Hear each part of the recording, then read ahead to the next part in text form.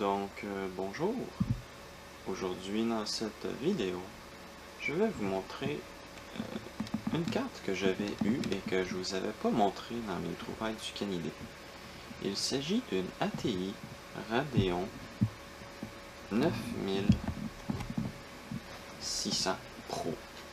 Donc, laissez-moi faire le focus. Voilà. Donc, comme vous pouvez voir, cette carte, la version Pro, n'a pas d'alimentation externe. Et elle a 128 mégaoctets de RAM. Donc quand je l'ai eu, elle fonctionnait parfaitement, à l'exception que le ventilateur est très bruyant.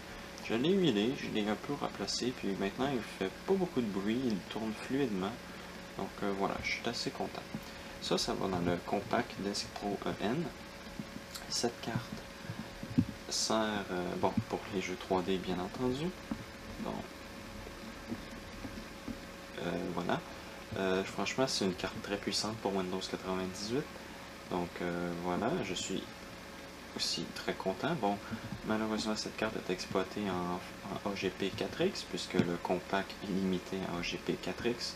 C'est un ordi de 2001, donc il ne faut pas lui en demander énormément non plus. Donc voilà, cette carte fonctionne parfaitement. Il me reste rien à faire. En fait, j'ai installé le pilote et tout. Donc je vous ferai une démonstration tout à l'heure, vous allez voir. 3D Mark 2001 va super fluidement. Il faudra que j'essaie 3D Mark 2003. Mais bon, je suis un peu limité par le processeur qui est un Pentium 3 866, je crois, MHz. Donc peut-être que je mettrai un Pentium 3 1 GHz, mais c'est le maximum que je peux mettre pour cet ordi-là. Donc vous me direz, bon, pourquoi pas mettre cette carte-là dans un ordi plus puissant alors? Ben, c'est que c'est le seul que j'ai qui a un port AGP. L'autre ordinateur que j'ai qui a un port AGP est un Dell Optiplex. Le problème, c'est qu'il est de Small Form Factor. Je ne peux pas mettre une carte de pleine hauteur dedans. Donc je suis limité à la Quattro de 64 mégaoctets que j'ai mise à l'intérieur. Mais je vais peut-être changer le boîtier pour un boîtier pleine taille de la même époque. Donc comme ça, je vais pouvoir mettre une carte graphique qui est intéressante dedans. Sinon, aussi, j'ai eu une Radeon 9800 Pro. Donc celle-ci requiert une alimentation et j'arrive pas à la faire fonctionner sur le compact, malheureusement. Donc je sais pas si c'est parce que la carte est brisée, il faudra que je l'essaie sur un autre ordinateur quand j'aurai un ordinateur qui me permettra de l'essayer. J'ai vu que ça semblait être une excellente carte, donc la version 128 mégaoctets, on peut voir c'est pas petit quand même. Donc voilà, elle ne veut juste pas démarrer sur le compact, elle empêche le compact de démarrer. Donc voilà, vous pouvez voir c'est une belle petite carte, mais ça je la garde pour une autre fois. Le sujet de la vidéo d'aujourd'hui est celle-ci. Donc, la 9600 a été introduite aux alentours de 2002, si je me souviens bien, ou 2001. Et elle va quand même assez bien sous Windows 98. Et je me suis permis de mettre cette carte sous le compact, puisqu'elle est pratiquement de la même époque. Le compact a été fait en 2001. Donc voilà, je me suis dit pour une carte de 1 à 2 années de différence, ça ne changerait pas grand-chose. Donc, j'aurais bien aimé, j'ai une GeForce 2, je crois, ouais, c'est ça, une 3, mais je crois qu'elle est brisée, elle fait des erreurs et pas cette carte-là. Donc, voilà, j'ai celle-ci, qui est peut-être un petit peu trop jeune, mais c'est pas grave. Parce que quand je vais vous montrer de la façon que les jeux fonctionnent, franchement, ça vaut la peine d'avoir cette carte-là sous Windows 98. Franchement, aucun problème avec. Donc, je vais insérer la carte. Puis je reprends l'enregistrement. Et j'avais oublié de mentionner, cette carte supporte le VGA, le DVI et le S-Video. Ce qui est d'ailleurs pourquoi j'ai pu enregistrer par exemple un jeu MS-DOS que vous avez vu probablement dans une de mes précédentes vidéos. Donc voilà, ça me permet de faire ça. Donc je vais insérer la carte, c'est du AGP, tout ce qu'il y a de plus normal. Donc Voilà, c'est inséré, il n'y a pas d'autre connecteur. Franchement, c'est très bien. La version Pro est très bien. La version qui n'est pas Pro, il faut absolument mettre un connecteur dessus. Et c'est un connecteur pour lecteur de disquette. Donc, si vous utilisez un lecteur de disquette, il faudra que vous achetiez un convertisseur. Donc, ça, c'est quand même... c'est pas très bien. Donc, je mets la vis, je remets le capot, puis je mets l'écran, puis voilà, je reprends. Donc, voilà. On va démarrer le programme. 3D Mark 2001 SE. On va aller dans le jeu. Juste pour info, je suis en 1024 par 668 en 32 bits. Donc on va aller annuler, on va mettre même les graphismes du jeu au maximum, voilà. Donc Game Demo.